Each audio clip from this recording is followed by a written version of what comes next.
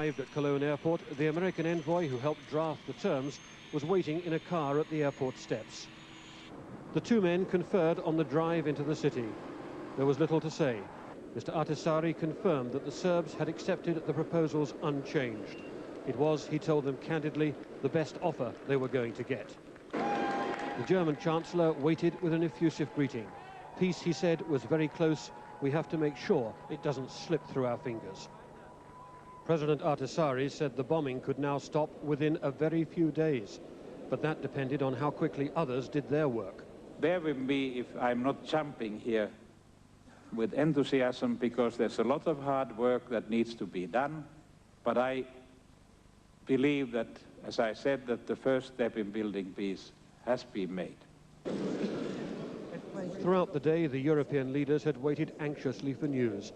Kosovo overshadowed all other business. When it started to come through, it was greeted with relief and suspicion. Nobody had expected such a quick surrender, and nobody will believe it until it's implemented. I hope that we have achieved our aim.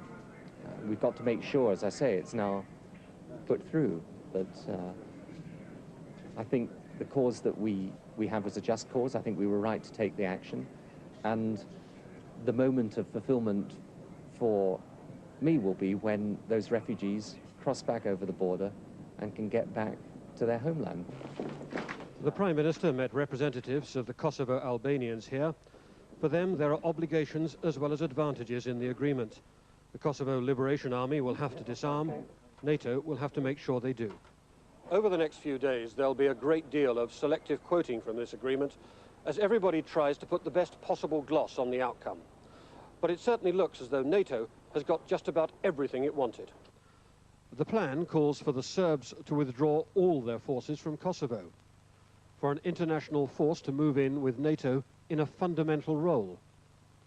But afterwards, a token Serb force will be allowed to return, numbered in hundreds but not thousands.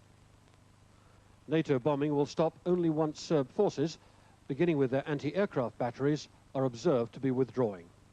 Military action will not stop on the basis of an empty promise. We've seen President Milosevic too often in the past make promises and then lightly break them.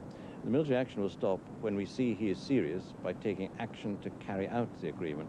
And that's why the package that was put to him states that we will halt the action when we see verifiable evidence of him withdrawing his Serb forces from Kosovo. Tonight, the European leaders were at dinner at Augustusburg Castle outside Cologne. But while they relaxed, the frantic process of pushing this agreement to completion has begun, drafting documents that will satisfy both NATO and the United Nations Security Council. Brian Hanrahan, BBC News, Cologne. President Milosevic will certainly dress it up as best he can to show himself as a victor. What seems to have done the trick in persuading him to accept the NATO demands was the realization that President Clinton was prepared to agree an invasion of Kosovo. At that point, President Milosevic gave in. As promised, Martti Ahtisaari of Finland and the Russian envoy Viktor Chernomyrdin came here not to negotiate with President Milosevic, but to tell him what he had to agree to. The proposals they brought with them were stark. Essentially, NATO's 5 demands in forthright language: an end to violence and repression in Kosovo, withdrawal of all Serbian forces, substantial NATO involvement in the force to take over there. With the world's press waiting outside, the Serbian parliament was summoned to vote on accepting this uncompromising series of demands. The idea for summoning the parliament can only have come from President Milosevic himself, since the parliament is firmly under his control. It took little more than an hour for the members to accept the terms. If President Milosevic had accepted them back in March, it would have saved his country 11 weeks of bombing. In the end, 136 voted for and 70-odd voted against. The leader of the Antis, Vojislav Šešelj, the extreme nationalist vice premier in the Serbian government, said the proposals were just further NATO aggression against the Serbian people, and he'd resign from the government. Afterwards, there was a mixture of relief and bitterness among the members of the parliament. Our people would never capitulate, but this government did. But the former Vice Premier, Vuk Draskovic, sacked 5 weeks ago for advocating a deal with NATO, was jubilant. This is a great day for the peace and for the future of democracy and stability of Federal Republic of Yugoslavia and all this region. Out in the streets, there was a reminder that the threat hadn't yet entirely gone away. A NATO jet broke the sound barrier overhead. As the word went round that the Parliament had accepted NATO's terms, most people seemed highly relieved that it might all be coming to an end at last. Already, NATO governments are starting to think about the future and a big programme of aid and investment for the whole Balkan region. But that won't include Serbia, while Serbia is not a democracy. The carrot will be dangled in front of this country to change its government for itself.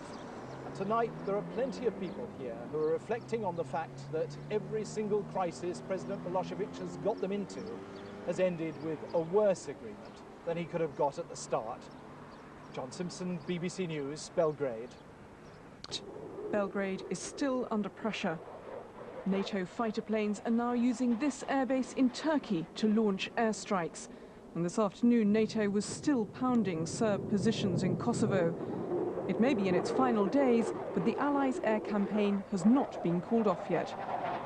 First, we must have clarity that the Serbian leadership has fully accepted these conditions and intends to fully implement them. Until then, and until Serb forces begin a verifiable withdrawal from Kosovo, we will continue to pursue diplomacy, but we will also continue the military effort that has brought us to this point. Before these Serb troops leave Kosovo, the deal still has to be finalized and sanctified by a UN Security Council resolution. That done, a timetable to end hostilities could be swiftly implemented. First, within 48 hours, Belgrade would remove its air defense weapons. Then, within 7 days, the 40,000 Serb troops in Kosovo would have to pull out. Then, to fill the vacuum, an international force of 50,000, including many NATO troops, would move in, essentially to take over Kosovo. Already these British troops, part of NATO's force on Kosovo's border, are poised for entry. Training for almost impassable terrain after 11 weeks of bombing, not to mention the Serb minefields. The breakthrough today, though, is agreement that NATO and Russian troops will work side by side, as they did in Bosnia. Once again, the Russian role will be to look after Serb interests. No doubt, despite all the devastation, all sides will claim victory. For Belgrade, just the fact Kosovo stays inside Yugoslavia is a triumph. But however President Milosevic dresses it up, he's an indicted war criminal whose grip on power once the war is over must be severely weakened. If confirmed, this peace deal is surely a defeat for him. Bridget Kendall, BBC News. Come to Kosovo, it will be too late for some. Tonight, like every night, there were crowds scanning the lists of those to be flown abroad from the refugee camps. These people do not believe in peace if the name Slobodan Milosevic is attached. But most are more than willing to take a chance. Every single man in this group told us he would be going back to Kosovo soon. Tonight, inside their tent, all 18 members of the Agushi family were already planning their return. Just 2 weeks ago, they were driven out at gunpoint. Now their only thought is getting back to Kosovo. I don't need any transport, says Ibrahim. I'll go back on foot, the same way we left. When we came here, we came in tears, but we'll go back smiling. They may face devastation if and when they return,